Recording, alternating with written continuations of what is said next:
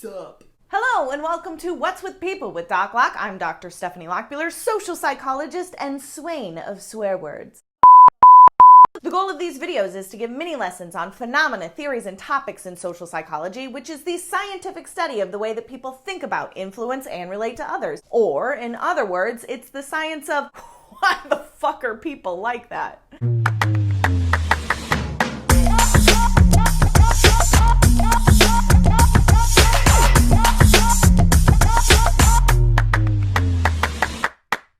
This video is all about the question, what's with people being assholes on the internet? Social media really makes people mean, right? Well, there are obviously a bunch of benefits to social media and communication technology, like this YouTube channel, right?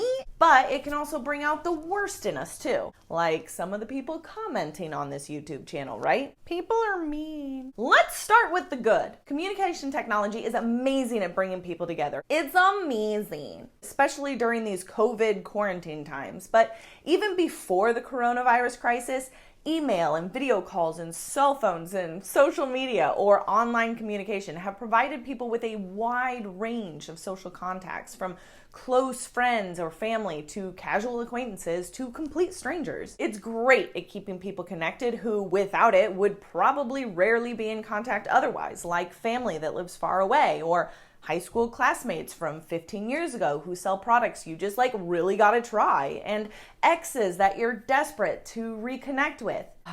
Brock, it's not gonna happen. I've moved on. But whether online communication has a positive or negative psychological effect on users has had mixed results, and there's a lot of debate over the various aspects of online communication and how they're responsible for those effects, like media synchronicity, which is the timing of the communication and whether it's in sync or not. In sync, like the band. Bye, bye, bye. For example, Zoom calls or phone calls are synchronous, and texting or emails are not synchronous.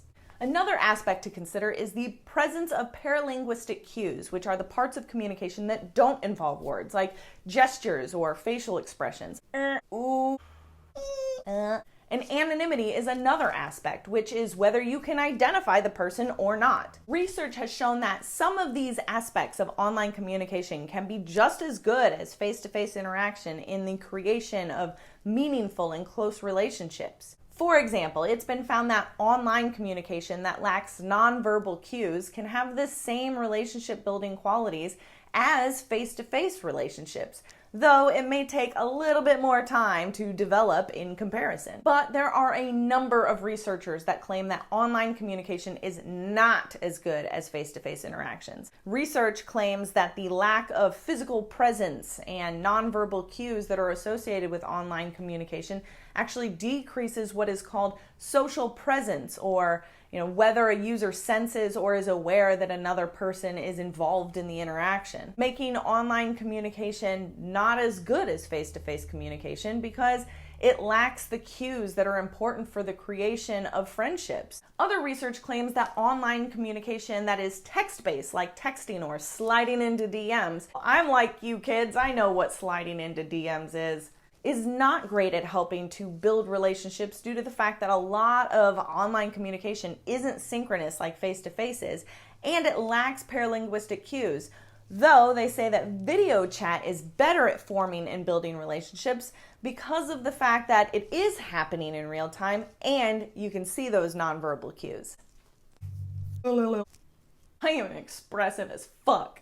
But all that research mostly talks about how our relationships are affected by online communication. So what about strangers? What about how strangers interact with others online, and why are some people such dicks to people that they don't even know? Antisocial behaviors on the internet has been a really important topic for researchers because issues like online aggressiveness and incitement, and verbal attacks, cyberbullying, and hateful and angry messages can have such a negative effect on the psychological well-being of others. And they've found that the why do people do it question has a couple of answers, like people's personality traits, or whether they're anonymous online or not, and how distant they feel towards the targeted person or persons. So let's start with personality. Yes, there are some types of personality traits that are just prone to being assholes and internet trolls. These are called the dark tetrad, which consists of psychopathy, which are people who lack empathy and morals and they lie a lot and they enjoy being cruel, often as a result of wanting revenge.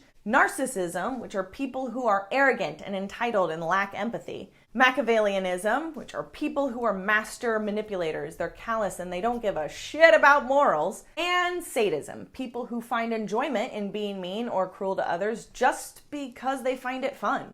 Fucking dicks. A study found that those who enjoy trolling and being mean to others online are often high in those dark traits, which seems pretty obvious after how I just described them, right? But it's not just personality that plays a role in why people are jerks on the internet. Personality is often an easy answer. Like, yeah, people who are assholes do asshole things, but it's not the only explanation. Even normal people are capable of rude shit.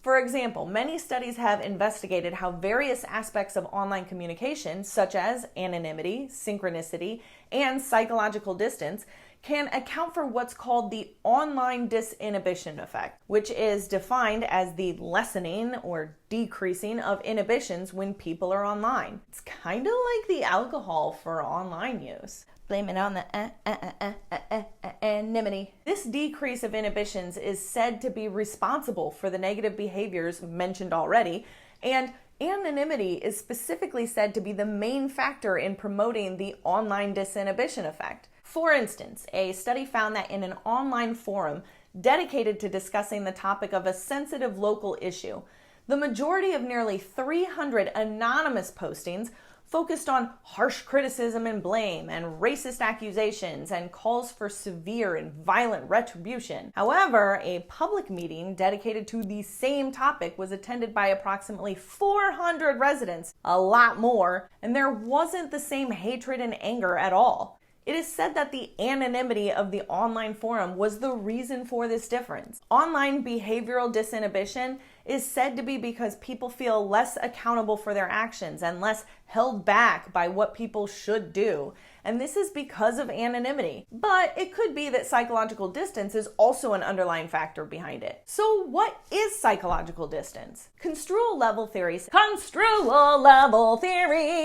says people use the me and here and now as a reference point, and anything that is removed from that point is considered psychologically distant. When something is psychologically distant, it requires the ability to imagine or predict or remember shit. And we think about it in an abstract and general way. For example, when thinking about a trip that you have in the far future, you're thinking about the sun and the relaxation and the general good feelings and excitement that you'll have laying on the beach. All my vacations are on the beach. Go beach or go home! Again, you're imagining or predicting what it would be like, and you're thinking about it in a general or a big picture way. On the other hand, when something is less psychologically distant or is psychologically near, we think of it in a concrete and more detailed way. For example, when you think of a trip that you have in the near future, you think of all of the smaller details, like who's going to watch your dog when you're away? Who's going to take care of my dog? Or what your plans are to get to the airport, or which bathing suit you want to pack to take your selfies in. Now, the 4 dimensions of psychological distance are temporal, which is distance in time, like past or future, kind of like the vacation example. Spatial, which is distance in space, like thinking of people who live close versus far away. Social, which is familiarity or similarity or the closeness that you have with others. And hypotheticality, which is the chances of events occurring. And as you guessed it, strangers on the internet are definitely in the psychologically distant category because they are often perceived as being located far away or are unfamiliar to us socially, and the likelihood of being able to identify them or meet them in real life may be low. Research shows how psychological distance affects the way that people interact with each other too. So for example, in the workplace where work teams have to communicate mostly online via Zoom or email, it's important to understand how psychological distance influences how well the teams will be able to work together. So in one study, they found that people are actually less cooperative, they're less persuaded by, and they're more deceptive towards people that they believe are in a distant city as opposed to the same city. A related study found that perceived spatial and social distance made workers rely more on stereotypes and negative generalizations that are very resistant to change, which obviously can have a negative impact on social interactions. Remember? Check it out. Yeah. Okay, so what the fuck does all this have to do with assholes on the internet? When an internet troll perceives others as being psychologically distant on any or all of the 4 dimensions, then they are more likely to think of their targets in a more abstract rather than detailed way. This leads to what is called dehumanization, which is when a person or a group of people are thought of as lacking qualities that humans have that separate them from animals, like having intelligence and feelings and having individual identities. So being psychologically distant from people makes it easier for them to be mean because they don't really see them as having individual qualities, but rather as something that's less than human. Research also shows that the lack of eye contact in sending messages and comments rather than being face-to-face can also lead to dehumanization and hence all the mean shit.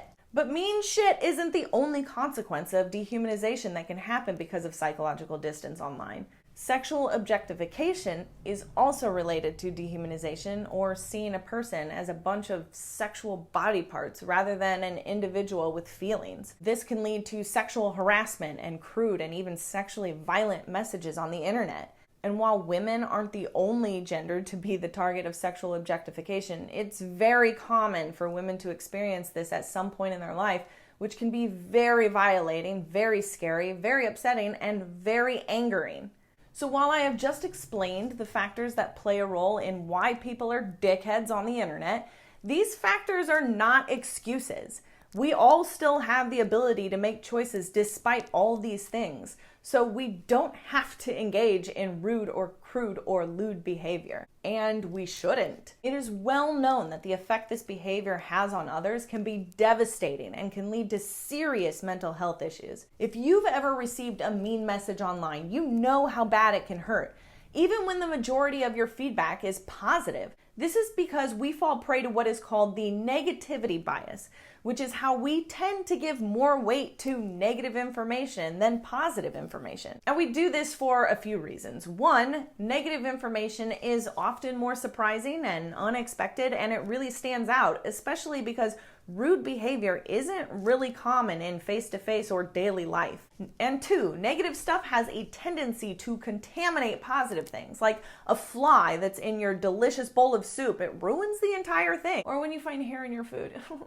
That is gross! But the reverse is less likely to be true. Positive things don't really have the same power to reverse something negative.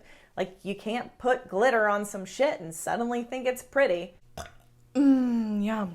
So, one negative comment definitely has more of an impact than a bunch of positive comments, and receiving negative feedback from others is a form of rejection, which is incredibly hurtful, and as we've discussed before, it even threatens our survival. This video explains all of it. It was my first video. So don't be a dick.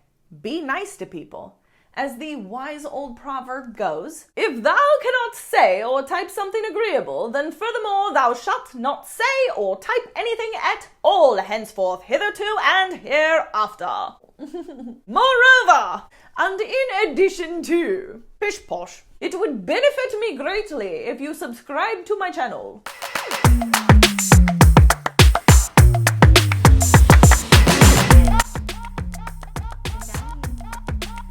Stop being assholes on the internet. Asshole. That guy's an asshole. Amazing. Doobadooba-doo. I'm so silly. Thank you so much.